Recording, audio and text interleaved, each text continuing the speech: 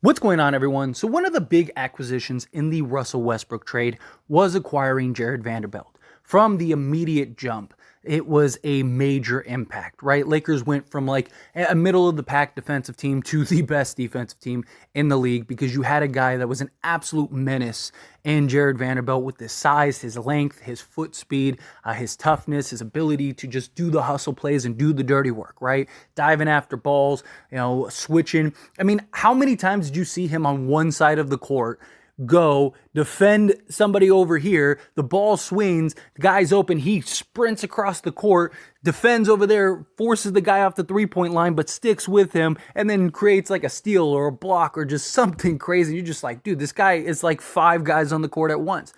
Absolute menace.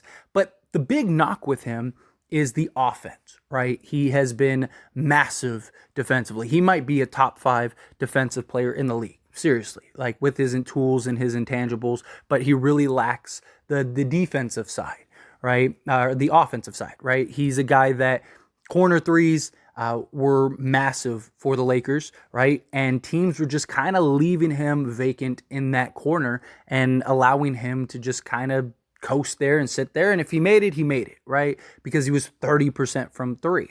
But I want to start a segment going into the season of the most likely improved players on the Lakers, right? We got a handful of guys that are returning, and I want to kind of highlight each of them and kind of give my thoughts on whether they can be the most improved. Now, I think that Rui Hachimura, Jarred Vanderbilt, maybe even Austin Reeves, D'Lo, guys like that, I absolutely think Max Christie is another one.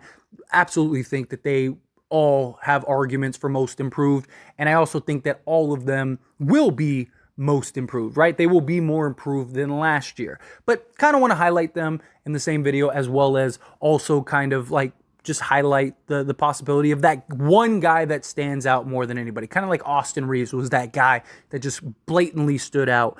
And Jarred Vanderbilt, I really believe could be that guy. Supposedly he's grown to like 6'10".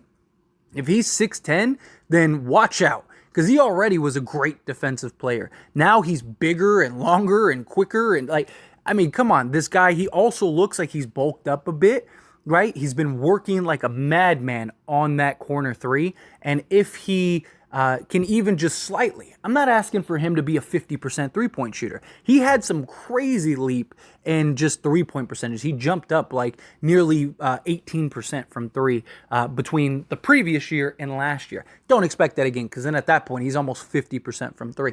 Don't see that happening. But can he get to league average, 35, 36%, someone in that ballpark? If he can, then at least teams have to respect his shot. And he has been working very hard all offseason on his three-point shot. And right now he is in Japan with Rui Hachimura and Phil Handy and working hard on on everything. You see images where he's working on his footwork, he's working on his shooting, he's working on just defensive stances. He's working very diligently on trying to be a better player. And Phil Handy is the best in the game when it comes to that. I mean, and it's not even because he's a Laker. It's because he's always been that, even before he was a Laker. That's why so many people were just pumped that he was able to sign with the Lakers, and people were afraid that he was going to go join Frank Vogel with the Phoenix Suns when he ended up getting hired. But luckily, Phil Handy said, no, hey, I'll stick around. And he's in a dream. He's in a trainer's dream, right? Got Jarred Vanderbilt, Shafino, Lewis, Max Christie, Rui Hachimura, right? Even the more established guys, right? D'Lo, Austin Reeves, right? Like all of these guys, Phil Handy gets to work with and develop and help them hone their craft and get them better. He's living the dream right now. But Jarred Vanderbilt, seriously, if he can develop even a passable offensive game, you very well might be looking at the most improved breakout player with the Lakers. Seriously, I mean, he already is their best defender next to Anthony Davis. And if you provide that defense with a guy that can give you, say, 15 a game or something like that, then yeah, I think he's going to stand out ridiculously. He's got to work on other things besides his three-point shooting. Now, the three-point shot, if he can get that to fall, that corner three, at just a respectable clip, then that'll be massive for him and his tenure with the Lakers. He's also due for a contract. So it makes sense that he'd be working hard because he's going to get a new contract next year. And based on how he delivers on the offensive side is going to dictate how much he gets. I mean, if he doesn't improve much on the offensive side, then you're probably looking at like 4 years, maybe 40, 45 million, something like that, right? 10 to 12 and a half million a year, somewhere in that ballpark. But if you can develop an offensive game, you could be looking at something close to like what Austin Reeves got, right? Where it's like 4 years, 56 million, or maybe 4 years, even 60 million, somewhere in that ballpark. So he definitely needs to improve his game just for the contract aspect of it. But if he can, then that's just such a huge impact for the Lakers. Also, he has competition now, right? Where last year it was basically just Rui Hachimura. So it's like if he's going to play 25 plus minutes a game because they don't have the other size, Jarred Vanderbilt runs the risk of kind of being the odd man out. Now, when I say that, I don't mean he's just not going to play and never going to play or anything like that. You know, a lot of people interpret that as that way. But no, I'm saying like you look at got Rui Hachimura. Anthony Davis wants to play the 4 more. So if he starts playing 20 plus minutes a game at the 4, that frees up less minutes at the 4 spot for a Rui, for a LeBron, for a, Prince, for a Cam Reddish, all of these things. And then, so that basically locks down the 3 spot. And you got to divvy up minutes between, like I said, Prince and Reddish and, Rui and LeBron and whomever else, right? So if Prince, who is a guy that can play both sides of the ball, he's a guy that can go get you 15 points a night, but also guard and defend the best player on the other team. And then you have a guy in Cam Reddish who, even as poorly as he's been the last few years, has still averaged more points than what Jarred Vanderbilt has at 10 points per game and is a sizable, athletic, physical, dominant type wing. Now, how much improvement has he made? How much will he improve? I think more likely than not, he will probably be the odd man out. But then Rui, right? They didn't pay Rui all that money not to play. So Jarred Vanderbilt needs to basically make it to where you can't take him off the court, right? If you want to get your 25 to 30 minutes a game, you need to be so good that they can't afford to take you off the court. And how does he do that? By developing an offensive game, right? The defense and being able to hound is awesome, right? But that is only so sustainable over the course of an 82-game season and game in and game out. You got to also be able to provide the offensive side, right? Especially if you're a complete liability on the offensive side, as we saw at times. That's why in certain matchups, certain moments, you saw him kind of get relegated to, all right, we got to cut his minutes to, 15 minutes a game, right? So if he wants to play more minutes, he's going to have to deliver on that offensive end. I'm not saying that he's just going to completely fall out of the rotation, but there is the potential of him getting like 10 minutes a game, because it's like, we can put Taurean Prince on a lot of the same guys, right? He's 6'7", right? And we have guys like Cam Reddish, and, we have guys like Rui Hachimura, and, you have this like sort of log jam where it's like, okay, well, we'll just use Jarred Vanderbilt because of his lack of offense. We'll just use him as a defensive specialist in specific moments, right? 3 minutes left in the game. We need to slow down. It's a tie game. All right, get Jarred Vanderbilt in there. He's fresh. He's ready. Let him lock down, a Kyrie or something like that, right? But I want to see more for Jarred Vanderbilt than that.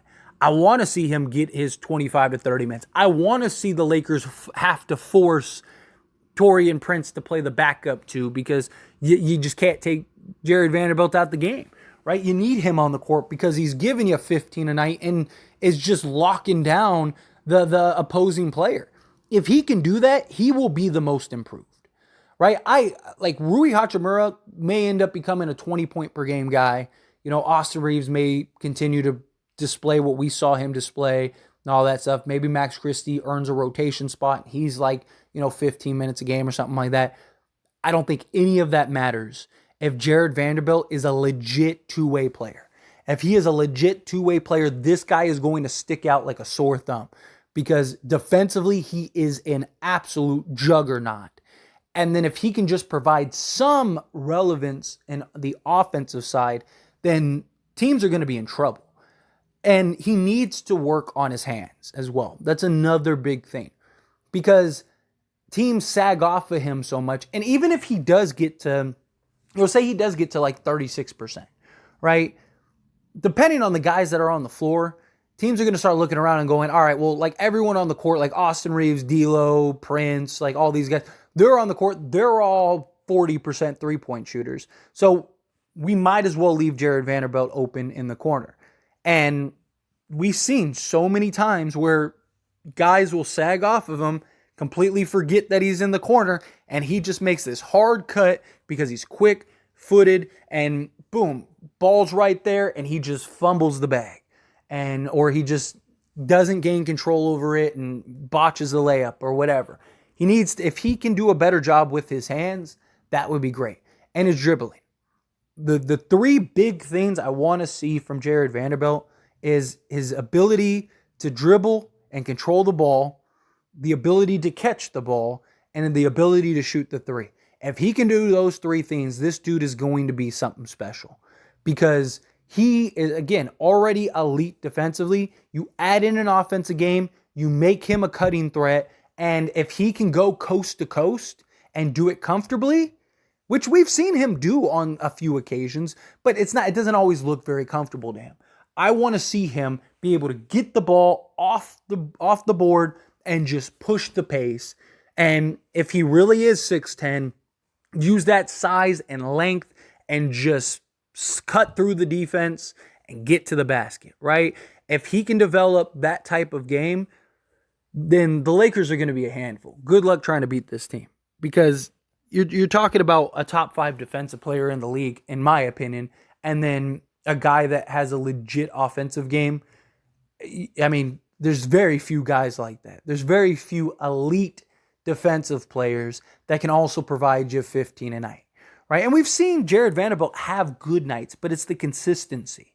We need him to consistently give us 15 a night, right? Not like one night he gives you 2 points, and then the next night he gives you 7, and then the next night he gives you 10, and then he's back to 4, and then he had just a hot night. He had the hot hand, so he gave you 15. Like, no, we need a 12 to 15 point a night type performance. If he can do that, the Lakers are going to be in really good shape. But anyway, as always, this is a discussion, so I pass the question on to you. Let me know your thoughts and opinions down in the comments below. What do you think? Do you think Jarred Vanderbilt has the potential to be the most improved on the Lakers?